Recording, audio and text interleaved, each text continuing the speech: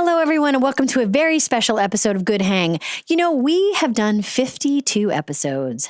Deck of cards, baby, and it is time to celebrate. And we are going to celebrate with a few clip shows that puts together some of our finest and most fun moments.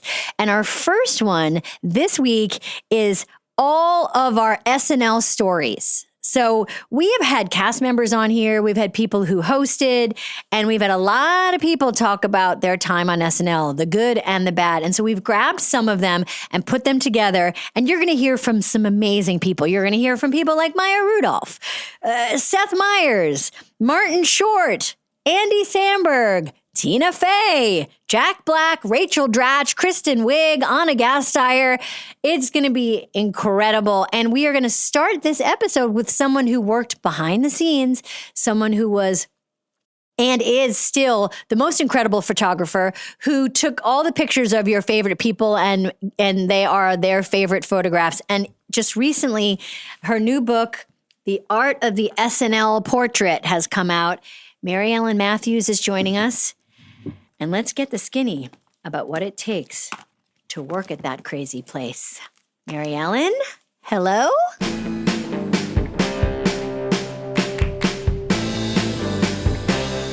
This episode of Good Hang is presented by Uber Eats. Big news, Aldi is now on Uber Eats, and you get 20% off your first grocery order with code NEWALDI26.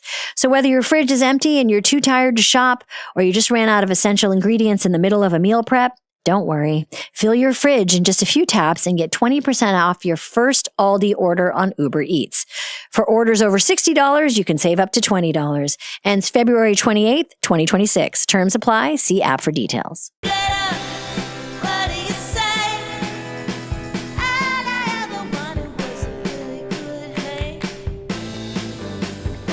Ellen! Hi! Hi, honey!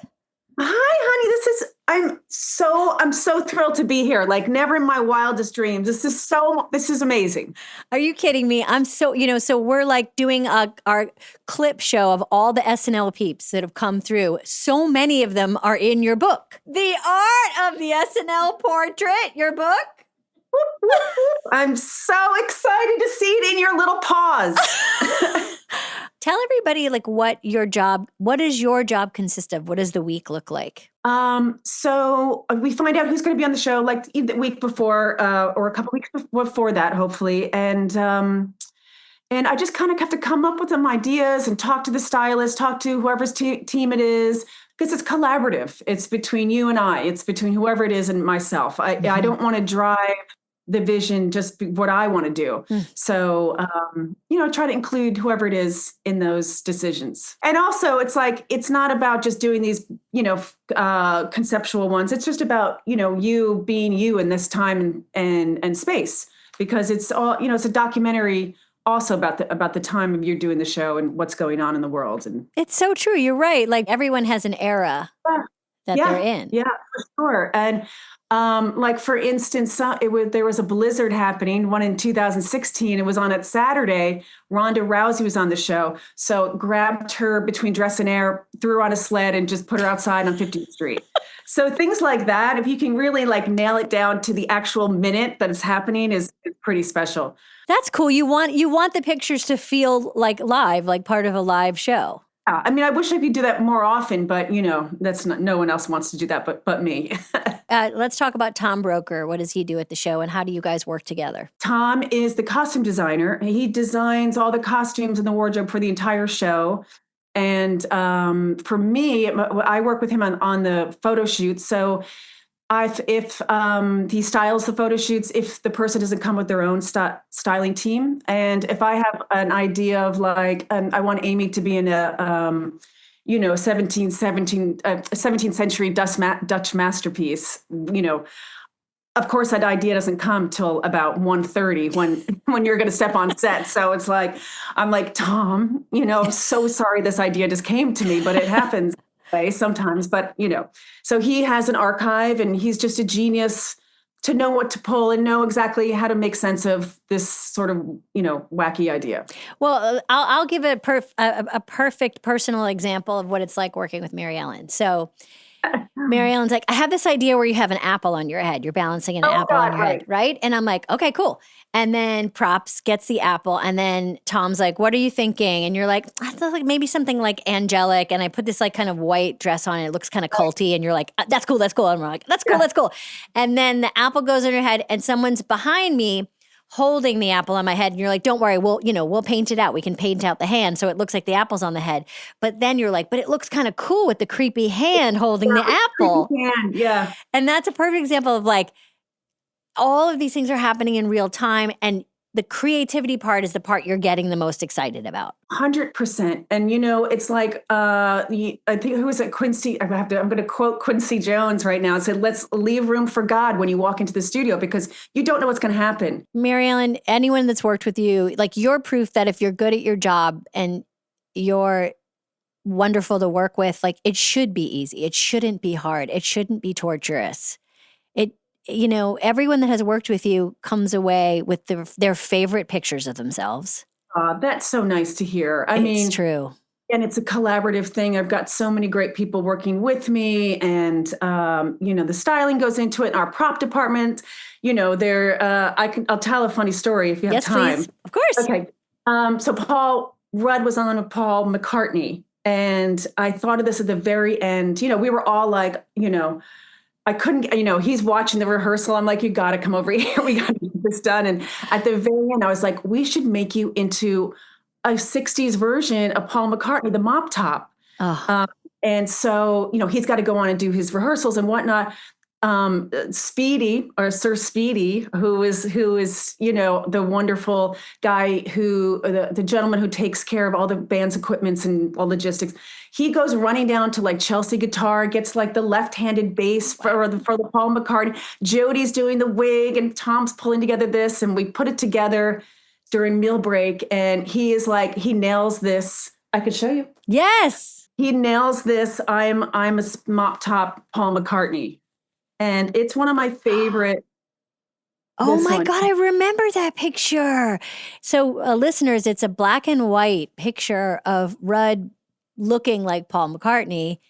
And this is Mary Ellen in a nutshell, which is like, I have an idea and then everybody steps to it. It's a complete collaboration, like you said, and it looks incredible. And you can't ask that kind of get from people unless you know it's a good idea. Well, you took an amazing picture of Tina and I when we hosted Where We Were, Simon and Garfunkel. There's a great behind the scenes picture in there, by the way, at the very end of you two like laughing when you were doing that. Well, everyone should check out the Art of the SNL portrait. Mary Ellen Matthews, the best photographer around. Mary Ellen, everyone that has worked with you adores you. And you are aging in reverse. Love you, Mary Ellen. Thank you so much for doing this. And congrats again on your book. Yeah, I hope to see you soon, honey bunny. Okay, honey bunny. I'll see you soon. Thanks again. Bye.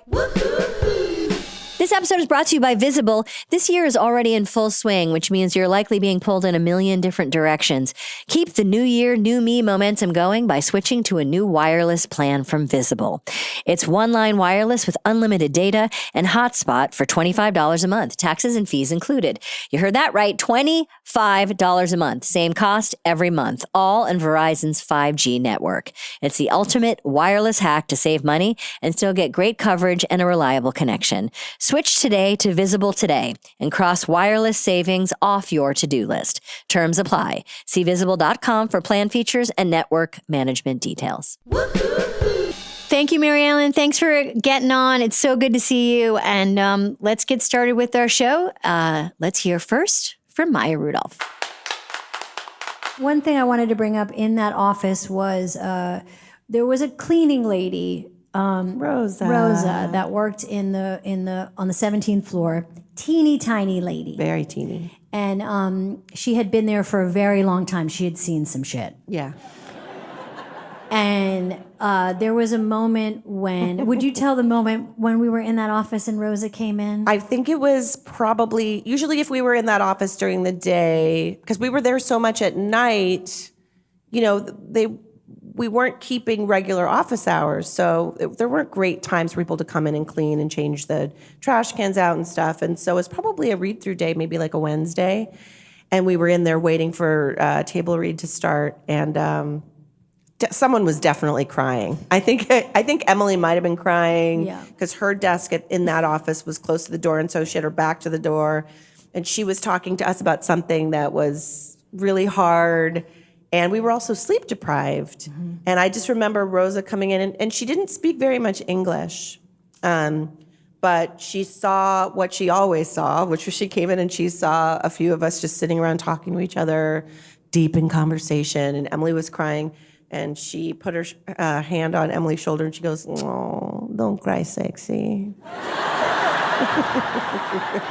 Do you remember that? I love it so much. It was like it was yesterday. Don't cry, Don't cry, sexy. And highly recommend you say that to your friend when they're sad. It's really... Just a little. Don't cry, sexy. Don't cry, sexy. Do you want to tell everyone the first time you met Barack Obama and who you were dressed as? Yes, I would love to. The first time I met Barack Obama when he was running for office, I was dressed as Shirley MacLaine. And then the second time you saw him, you were dressed as? Barack Obama. Yeah. It was a sketch that you and Daryl were Hillary and Bill Clinton at a Halloween party. And it was and I remember Barack was new on the scene, looking smooth. And at that time, I think like Barack Obama masks were popular, because it was like the new candidate. And so the joke was going to be that I come in like, "Womp womp, I'm Barack Obama." And then he taps me on the shoulder with his mask and takes his mask off, and everybody goes, "Oh my God, it's the real Barack Obama." So we did that at Dress, and that was it. Yeah, he didn't do it to air. We did not do it at air. Thank God. Why? Do we know why? I do. I mean, I did not have a take on Barack Obama at all. I didn't have... I just remember you were the way I was dressed. You were a teeny tiny. Well, he's a very tall man, very tall, handsome man. It's very fun and stressful to be dressed exactly like the person you're standing next to. It is so much fun. And I remember the first time we saw each other was when we were about to walk out on stage. So at dress rehearsal, there was like a little flag there and door that's supposed to open. And I'm there waiting in my little Brooks Brothers suit. And I think we like bound my boobs. And I had, I used to play Scott Joplin. And so I had my Scott Joplin wig on. And I was standing there. And then people don't know, Maya has the cutest tiniest little legs. From knee down, it's just like, the knee down. Knee down, it's like a little toothpick. Teeny tiny toothpick. Look at those little legs from knee down. So cute. I like to kick, stretch, and kick. I'm 53. Teeny tiny. Just from the knee down. They're like breakable, I think. I know, they're so little. So you had your little suit on. My little suit on, and it was teeny tiny, and then he came over. And here's the thing, it was written then, I didn't have a good impression, like sort of like, I'm Barack Obama. And so I was standing there, and then he came over, and I said, "Well, what do you think?" And all he said to me was, "I don't wear a 3-button suit." Damn. I still don't know what that means. It's like that's like a guy knowledge thing. Sounds like flirting to me. Just kidding. No, I'm not. I will take that. I've gotten two tonight, and I'm taking them home with me. I'm taking them into the spank bank tonight. And you have a lot of female friends. I do. Great, like a great number. I count myself as one of them. Women in your life who are your friend, who you're deeply tender to, and very you really take care of us, and you care about us, and you you and Shoemaker are the only men that are ever allowed even close to a lot of the SNL women. We gather together as a group, and just recently we let you sit with us for 30 minutes. Yeah.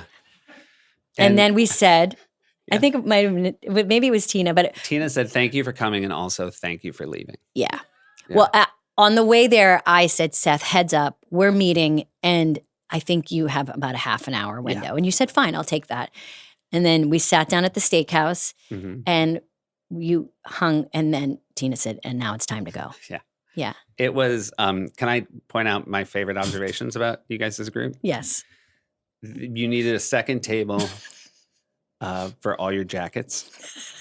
And every one of you had 2 totes. Yeah. And most of the meal, again, I think if people saw the 7 women that were there, they would be like, oh my God, how funny was it? And I would say mostly they were looking through their totes. And at no point were less than 2 people looking through a tote for something. Well, yeah, because we had put it in the Just other tote. Comedy legends. Yeah. Rustling through totes. And it was like it was a lot of hand me my tote. And it was like, is this my tote? A lot of matching totes. Yeah, I think we had gotten some totes. Matching totes and puffy coats is how I would describe it. It was, I mean, it was the SNL 50th week and it was very cold. It was. But it also, we was- were all dealing with like a lot of temperature. So our bodies, we're of a certain age, we Yeah. get hot and cold really fast. So it was Yeah. a lot of putting on coats, taking off coats. It was a lot. And a lot of like, oh my, I'm so hot. And then taking the coat off and then handing it to you to put at the table. Every coat was louder than the next coat. Just when you moved the coat, it was like the sail of a schooner, which is like very hard to hear any conversation due to the rustling. Which is weird because we were shouting at each other. We do shout at each other across the table very loudly. Yeah. Also, Paula Pell, Yep. within like 5 great. seconds had set up a home office at a third table. You're right. She got a third table because she had to do some rewrites. There It was rewrites, during like, the show week. Real-time rewrites on SNL 50th. She was immediately had like a laptop and also like a TV monitor Yeah. hooked up. There's also, when we all go out, there's a ton of food panic. Yeah. When are we going to get our food? Who ordered? What should we order? And we all fall into very specific categories about like how fast we should order. And There was a lot of talk about what you guys were going to get. And as soon as the server came over, the minute they spoke, everybody forgot everything that had been agreed upon. yeah. And Yeah. because it went right back to square one. Yeah. And don't forget, I'm a woman of a certain age. I need like 85 grams of protein a day. So we were just like, how many steaks do we Yeah. we need to get like 40 steaks? They put us in a private room where you could have a wedding. That's how big it was. Yeah, they knew what they were dealing with. And yet, within like 10 minutes, I thought we might need a second room. The sprawl. Well, luckily, in 10 minutes, we asked you to leave because it was enough time. It was so much. That putting on and taking off coats. Sometimes I think of an SNL sketch just at the table that, for whatever reason, stays with me forever. Do you remember Fred did a sketch once where he was someone at a dinner party who kept taking off scarf? and putting on a scarf? Yeah. Yes, the And longest it was scarf. a really long scarf. And he kept being like, oh my God, it's so hot. And he would take it off. And it was like, he had to like loop it around his head. And he had a practical scarf. And he'd loop it around his head like 10 times while everybody waited. And then he'd start telling a story. He's like, oh my God, it gets so chilly. And then just looping. I think about it all the time. Like, Did it make it on air? No. No. But I can't. I think about it all the time. Mm-hmm. Also, Fred, I think Anilda was his, do you remember his court stenographer character? Oh, yeah. And it was, They had a name? I think His court stenographer had a I name? think Anilda. Anilda? I think. I'm not sure. Okay. Typed like this. Oh, kind of a little bit like this. It was a lot like that. But also Now it did pause the trial a lot to look through her bag Mm-hmm. and just would say over and over, I can't find my chapstick. I can't find my chapstick. I would say I don't see a scarf without thinking about the first one or hear somebody say chapstick without thinking about the second. Fred Armisen is like, and we talk about him all the time on here. Like, he is truly like the funniest of the funny people, I think. Fred can do these physical things, the slightest. There is no one funnier than Fred. I agree. This is what Fred said to me Fred at the Armisen end of for the everybody Fred Armisen, listening. everyone. This is what. First of all, this is visual, but his dressing room is beside me, so I would pass his room and he'd be on his phone. I'd say, "Hey, Fred," and he'd go. I'd say, "Fred, you're not really asleep." Oh, hi. How long have you been here? Fred, I just saw you on the... And the other thing he did, which she completely convinced me was true, was when I left the stage after the good nights, he said, why did you call Paul McCartney Tony McCartney? I said, what? Yeah, I mean, you said, "Oh, Tony McCartney," and because I didn't know Paul was standing beside me, I thought, "Did I?" And Such a funny joke. then I told Bill Hader this, and Bill told Fred, and then Fred sent me a text like a couple days ago. Sorry, I thought you knew that was a joke. I literally thought I said Tony McCartney. That The would've been stupidest great. thing in the world. Tony McCartney. Tony McCartney. I wish I said it, of course, not knowing Paul's name. Fred used to send me long texts about his flight schedule, like when he was arriving, what airport, what time to get picked up, as if I was picking him up from the airport. Yeah, I know. He is so deeply funny. He also does a bit that I love where if you haven't seen him for a long time at a party and you go, "Hey, Fred," he goes, "Hi, how are you?" Like he pretends you're just a fan bothering him. Yeah. He's so funny. He loves a bit. He does a million of them too, and everyone's funny. Yeah. I mean, that's what's so funny about the stuff that we do is like nobody remembers the 10 to 1 versions of things that were just stinkers. Always. Crazy stuff where I was mad that it would get cut, and then I would go back and be like, "Oh my God, there's nothing here." Like I was just running on fumes. Like why was I so mad? It was just because like it was literally as much as like I exist too. Like I want to be on the show too. Emily Spivey and I wrote a scene one night that we thought was so funny, and it was just about these two giant trucks, like truck drivers who would come up next to each other and keep telling the other one to honk it. Yes. And it was like, honk it, and just telling the other one to honk it. And we were like, we were dying. And we turned it in 8:45 a.m. And Shoemaker was like, "We're not doing honk it." And we were like, "What?" And We already made T-shirts. He was like, we can't produce honk it. We can't get two giant, we can't get two cabs. And also, like, you guys, we're like 35 sketches over, and like you turn this in at 8:45, and it's like, and we were like, justice for honk it. Like we were so mad. So just to be clear, you're not gonna let us read honk it? Okay. Noted. Looking forward to having an employer that supports honk it. Fucking noted. Looking forward in the future to working with someone who understands honk it and what it means to us. Oh my God.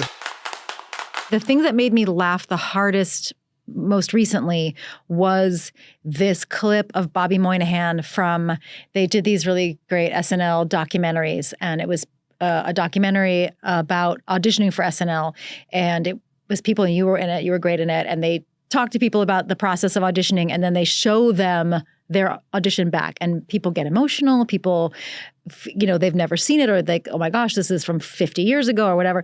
And they made Bobby watch his audition back, and he's doing a character that's in his audition that's just beyond inappropriate. And he's watching it, and he's watching it, and he goes, "Oh no." And then he just goes, "Oh, Bobby." And the way he says, "Oh, Bobby," the way he calls himself by name is so gentle, and it made me laugh so hard. And I think it should be the TikTok sound that people play. Like when you have to see a piece of comedy that you're like, okay, we realize now that that's not okay. You just show the content and just hear the voice of Bobby going, "Oh, Bobby." And that's how you apologize for problematic content in the past. You just put the "Oh, Bobby" sound over it, and it means, I see it, I'm sorry, let's all move forward. I know better now. I know better now. I do better now. I'm an ally who makes mistakes. Oh, Bobby. Oh, Bobby. Oh, Bobby. That really made me laugh. I couldn't stop watching it. You can get that audio. You should trademark that audio and make merch. Well, you could have been a cast member. No, I don't think I could. I don't think I could handle it week in and week out. 100% disagree. Once every 20 years is more my speed for that gig. But you could have, did you ever audition or want to audition? I did want to audition, but then I didn't audition. I had an idea in mind that I never went and followed through with, but what do you mean you had an idea? Well, I don't want to repeat it because now it really sounds stupid in my mind, but my audition was going to be basically, I was going to be a superhero that I created. I don't remember what it was called, but it was like a combination of the Hulk and maybe it was just the Hulk.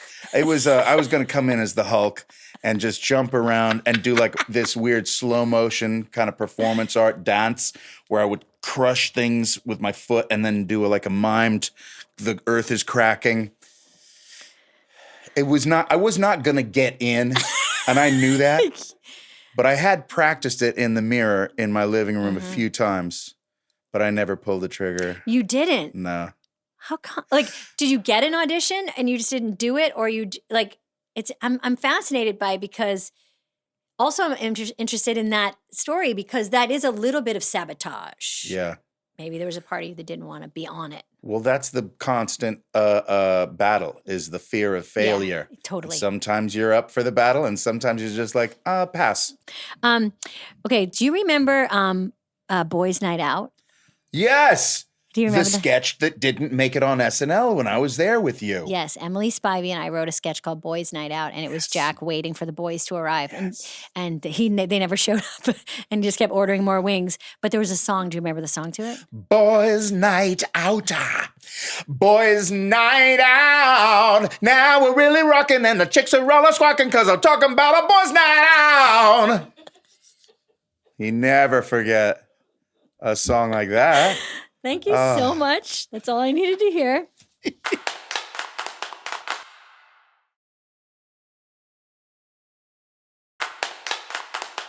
Do you remember the first scene on SNL that like were getting laughs and you thought like it's working, like that felt like no. Gosh, like, I don't remember the first because I remember the first few times I got on, like I wasn't even I like left my body, so I don't remember like.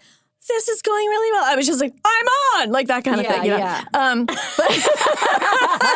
Well, the very first show, I wasn't in, like the, season premiere, whatever. Right. And like you've told all your friends, like I'm on, and like, everyone's watching it. Your scene gets cut, like it does. And then the next week, the same thing happened. Scene got cut. So it was like the third week. Who was the host? Do you remember? The one that I got on was, I should know this. Oh my God. Well, I know the first one was Jerry Seinfeld. Then it was Norm Macdonald. And then it was, and does not compute.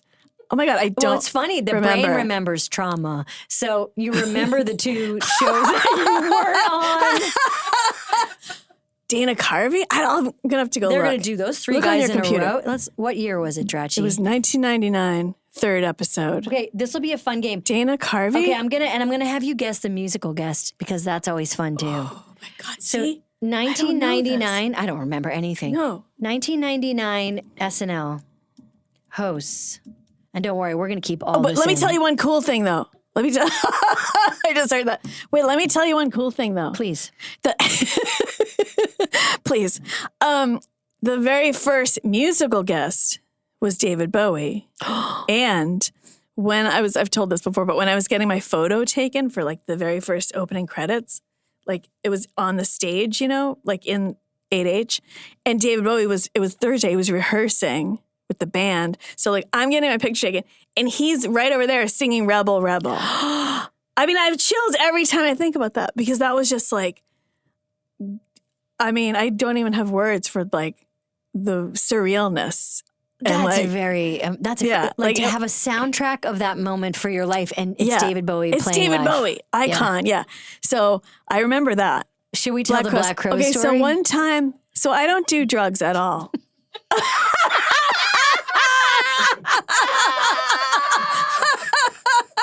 So, and then one time the Black Crowes were the musical guests, and someone in the music department came up to me, he's like, "Hey, do you want?" That's my drug offer voice. "Hey, do you want whatever you call it? Joint? Not a joint, but just like a hit off a joint." I see. And I don't know, I've tried it a couple times. It's never really worked. I've never really dug it. And then I was like, okay, sure. So I took like one puff off of this Black Crowes. Am I going to get sued? The Black Crowes pot. And the Black Crowes pot. I took a hit off the Black Crowes pot, and my cousin was visiting me, my cousin Zach, and I came back to the table and I was like, oh, I guess this is like, I'm really high right now. And I was so embarrassed because like, it was my little cousin. And I never, ever get high. And then I came back and I was kind of like, I don't really remember if I told him or not. He didn't. He might not even. I don't even know. But that was my one. Like I remember you telling me you couldn't get up from your chair. Oh, I don't remember that. But it's possible. It's possible. That you were kind of stuck. I was just like, really like. Anyway, and that's why I don't do drugs. I mean, no, I'm just not into that feeling, I guess. But no, you're not into that feeling. Only if it's from the Black Crows. And then, yes, Chris Robinson, call me. And then when you were at SNL, like I feel like we got it.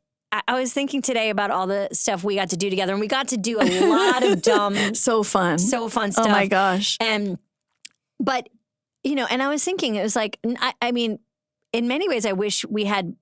I wish we had more time together when I was more experienced there, because I was new and kind of stressed, and I felt like I loosened up more and figured out how to like just have more fun as I got older there. Yeah.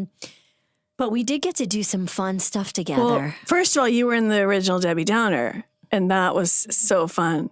I mean, just to be laughing there with you.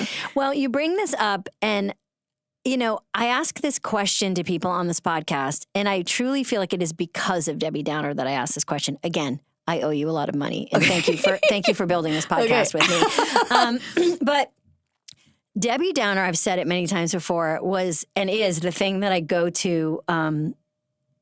Also, maybe now replaced by the clip of this podcast. I watched the clip a lot of times, and I just wanted to clarify: I don't go like watch my work. Like I don't go watch like a movie I did, because like I just like to have it in my head. Mm-hmm. But that, it's like I said, it was like seeing your biggest crack up. Yes. And it's just like I have to laugh every time I watch it. Me too. And Debbie Downer was like that for me during very dark times, because it was the combination of us all having fun. You're like the way in which you were physically trying to hold it together, like the way like the laugh was like something you were trying to hold in, combined with the zoom in. And the sound effect. And we've watched it so many times. Like, Emily Spivey knows every single, like, this is the part where your lip starts quivering. Because there's one part where at the very beginning I'm going, and then there's the part where something falls backstage and I look away. My eyes dart over there. Like, we know every single moment. It is. It's like the Zapruder film, like frame by frame. Yes. And it proves, it got me, it's such a serotonin boost. Before we move on, talk to us about like, who did you write Debbie Downer with, and how did it start? Oh, like the origin of the origin of. Oh, okay. People will want to know. So, well, it really started because I went on a vacation by myself that had been suggested to me by a therapist. And I often leave that detail out. But since I'm on this one-on-one Amy interview, no, I said it like once or twice, but usually I leave that part out for the masses. But no, not like this number one podcast, masses. But no, she kept saying like, take a trip by yourself. And I was like, why? Like, I don't want to do that. I could go with friends. Like, I don't want, and I just kind of took it as like doctor's orders. Like, I just sort of like, I'm doing this. And I like self-propelled myself to the jungles of Costa Rica. No, but I wanted to pick somewhere that it wasn't going to be like honeymooners. And like, I wanted to pick somewhere that was like, just like, I don't know, somewhere kind of remote, I guess. Yeah. So it was like very remote. It was in the Osa Peninsula. You had to take like the big plane, then you take the smaller plane, then you take the 2-hour Jeep drive. I mean, I was going deep out of society. And each time they were like, it was like Barbara Padilla 1. Well, no. So I picked this. It was like this eco lodge thing.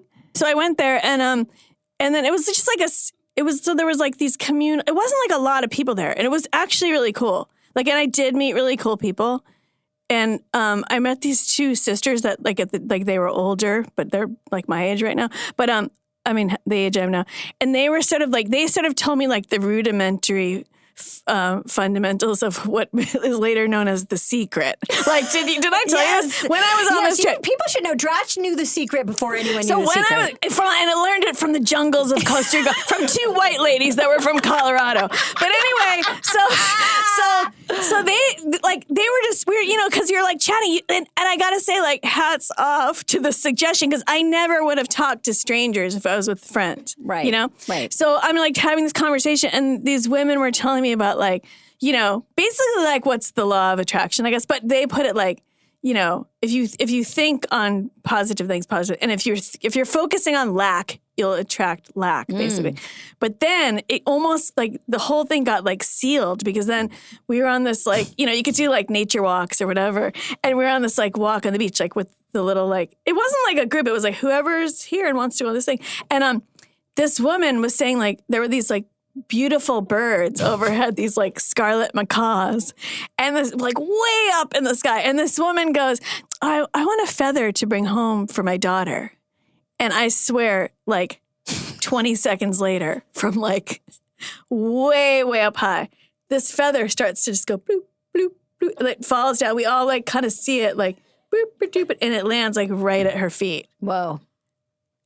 Amy doesn't believe in any of this stuff. I do. That's cool. No, that's cool. That's cool. But I just believe in manifesting. That was cool though. So then I was just like, sold. I'll join your cult. Okay, this isn't anything about Debbie Downer. This is just other stuff on that trip. Sure. But anyway, then the Debbie Downer story is that when later it was like sitting at dinner, like you're with randos that are there, and people just making chit chat, and someone said like, "Where are you from?" And I said New York, and then they said like, "Oh, were you there for 9/11?" And it was like 3 years after 9/11. It wasn't like it just happened. It was kind of and then I was kind of like, yeah. And then like, it's kind of like, just like in Debbie Downer, you had to like get the conversation back, because it was like vacation times. Right. And then like about a week later after I got home, I was like out listening to some band, which isn't something I usually do, but I think that's kind of interesting, because like doing something you don't usually do, and then your brain is kind of like, I don't know, you're not on your usual channels, I guess. Yeah. But then I just had that idea of this kind of based on that, like someone like a Debbie Downer popped into my head of like, yes. And then, which this is kind of just talking creativity. Yeah. I found at SNL, you couldn't just go in there and like, okay, let's think of a scene. Like it had to be like moments like that. Like, and to me, that only happened like once or twice a year, which is why like you might sit there at home and be like, why isn't there like SNL, man? But it's like thinking of really original characters that kind of like hit on something. It's not something you can like steer the ship on. It's like, to me, like it has to like vibe out with you. I don't know. Yes, you have to be like, you have to your point, you have to like keep the channel open and be, like find the muse and like let it find you. It just can't be like churned out. Exactly. And how? But then, then I took it to Paula Pell, who we wrote with often and is hilarious, and everyone knows Paula now because I love Paula's like out there more in front of the camera. But anyway, and then we were on writing night. We were trying to write it. We set it in an office, and it just kind of wasn't really flowing.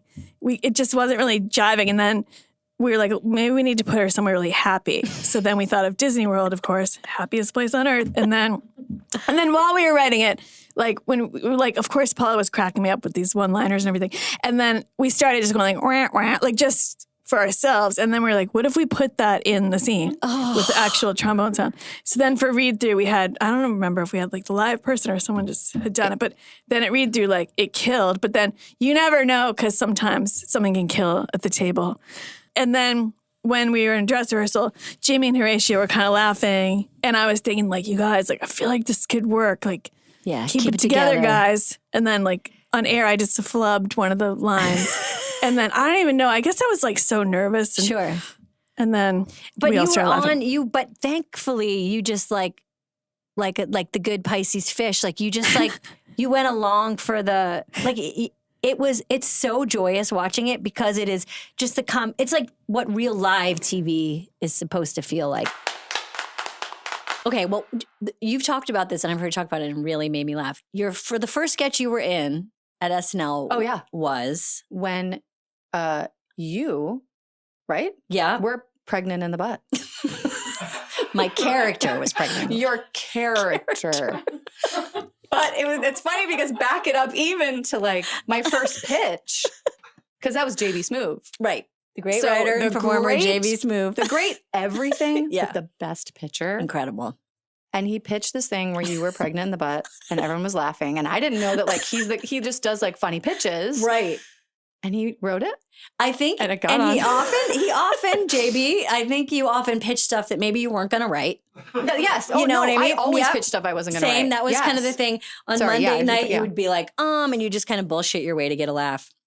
And then you'd be like, okay, now I really have to buckle down. But I think because the response was so funny, JB He was like, I should write I got to this. write this. That's the other thing. And you're like, I wasn't really going to write that thing.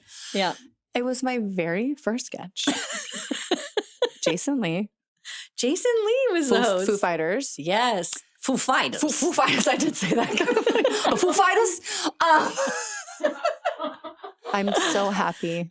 That was my first sketch. That was your first sketch. And do you remember the first, the first character? You have so many, but do you remember the first one that was a recurring that you thought, was it Target Lady? Like where you felt like, oh, I'm going to get to do this again. Like I have some kind of, I don't know. I know. Was it A-Holes with Sudeikis? It was either A-Holes or Target Lady. Yeah. I mean, for people who don't remember, Kristen has done so many characters. I mean, we could talk about them all day, but there was Target Lady who was, of course, very, very excited about things getting improved. Yes. And had an incredible haircut, great wigs. Yeah, thank you. Incredible wig. And then another great wig and another character was A-Holes, which is Sudeikis, Jason Sudeikis. And you guys were kind of like, just like the worst people to show up anywhere. Yeah. Yeah. Yeah. And you did a great move where you would play with your hair and chew gum. Real simple. There's so many funny characters that I want to talk about, but I won't embarrass you by going through them. But I've said this to you before. My favorite character is the surprise lady. That's one of my favorites. I love her. I love her for a million reasons. I love her because the way you play her is so funny. I love her wig, fantastic wig. Oh, Always in a turtleneck. always. Well, she had to hide in it. She had to hide in it. That's right. That's right. Did you I write think that it? was in the script that we pulled it over. Yes. And when I say that was one of my favorites, that comes from doing it. Yeah. Like I like being in a sketch where there's a lot of people and there are moments where everyone is looking around. Like Yeah. what is going on? I love that moment. I love Yes. a cut to Keenan just like, we got to get out of here. Like, We this gotta lady get is outta here. nuts. That's my favorite thing. That actually would be a really good way to sum up a lot of your characters. Oh yeah, and most of my sketches, if you go back and look, like no, you got to cut to people being weirded out by me to remind the audience that. But why I I'm love weird. the surprise lady so much is because there's a lot of wig in it, I think, because Yes. she is nervous, Mhm. but excited. Mhm. And she loves a party. And she cannot She can't hold it in. wait to deliver that good news. She can't wait. And the physicality of her and the way, so funny. God, I just watch clips of it all the time. I love it. Yes. I love it mean, so so much. much. It's so funny and stupid. Yep. Funny and stupid. Yes, Which is the which best. we know is the highest praise in comedy. Agree. Like the more people go, Oh, that's so dumb. that's so You're like, dumb. And you're like, yay, I did it. For people that didn't see the SNL 50th music special, which was amazing, there was like sketches in between acts and a lot of musical sketches. And Bobby and Marty came out and crushed. That was not an easy audience. It was an audience of truly every single person was either performing or a performer, or like it was a cynical audience. Yeah. You guys crushed. It What was- was that feeling to do that night? It was so fun, for lack of a better word. Mhm. Like it was so there was something, as you go back to these reunions and you bring all of your kind of history and baggage and whatever with you.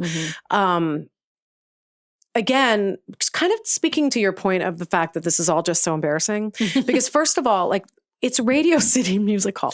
It's 6,000 seats. I mean, Right. it's a huge epic space. Yeah. We followed Lauryn Hill. Sure. That's who you want to follow. So you have to understand that in the wings, That's right. there are like thousands of cool music people. I mean, like my dressing room is next to Jack White and his band, and I'm dressed as Bobby Mohan Culp. Okay, I've got the giant glasses and my like striped dress, and Will's got his bald pate and his, we were rehearsing in the keyboard. So already we're like the losers in the wings. Do you know what I mean? Oh, yeah. I mean, the winners for me, but it was fantastic. I mean, actually, you're like, you've got the violin and you've got the eye patch. 100%. And so we're already just like, what is happening? What is happening? Why are we here? And who invited us? And then we just started to giggle because it was so cute because doing the sketch and doing that, it was very easy to imagine how excited Bobby and Marty would have been. The people would have been to be at Radio City. And what was it like backstage? You see Jack White. Who else are you seeing? I mean, mayhem, like posses and people with like, music people. So they got like, they're so cool. Big cool hair and glasses and fur, like Lauryn Hill's a fur coat and an afro. And like everybody's got like floral pants that come up to here. And there's posses and, weed everywhere. Chris Martin's in the corner, like cool people. Cool people who just looked right past us. Like they did not know that we used to be on Saturday Night Live. They were just like, who brought Granny and Gramps? Like just right past us. That actually probably was fun. It was so fun. That's fun. And then we like, going out there and all that stuff just suddenly worked. You're right. Now that I'm remembering, Lauryn Hill had a surprise, incredible performance. Insane. And then the Fugees. There's like smoke and then it was like test. And you guys cried. And that's what I mean. Is that what I did? I knew it was streaming, and I also knew. I mean, it was really funny because we were like, and all of their stuff was about how they'd come to New York for an ophthalmology appointment. They were just lucky to slip in, and just everything about it was so fun. And so we're sitting there, funny. And I did have the feeling I was like, this is streaming, because one thing about SNL for me, again, I don't know if you ever had this, but it's a little bit of an A student girl, nerd girl thing. I was always, my greatest regret about this show, not that you would go back in time, is that I never like settled into it and enjoyed it, because I was always so aware of the time and of running down the clock. Somebody else's sketch is going to get cut. Like I was always, and when we were there, it was such a, like explosive surfeit of talent that there were always 3 sketches a night that might not make it, So I always felt like I had to like keep it moving. So I was suddenly very aware that it was streaming and that I was not going to be rushed. Ooh. And I was like, I'm going to be Bobby the funniest thing in the world to me is this woman and this man, these choir teachers getting people to settle. Because there's just nothing funnier. So that's what they did, is they just kept telling people to settle. I need you to settle. I need quiet in the back. Hand goes up, mouth goes shut. Hand goes up, mouth goes shut. Just this idea. I was just like, I'm going to keep going until they settle. I'm not going to worry about it. And if I had been at 8H, we never would have done that. Right. Very good point. But we took a full, probably 45 seconds to, get people to pipe it. David Spade piped down. That's right. You guys called him out by name. I don't want to hear it, Pierce Brosnan. So stupid. You've been listening to Good Hang. The executive producers for this show are Bill Simmons, Jenna Weiss-Berman, and me, Amy Poehler. The show is produced by The Ringer and Paper Kite.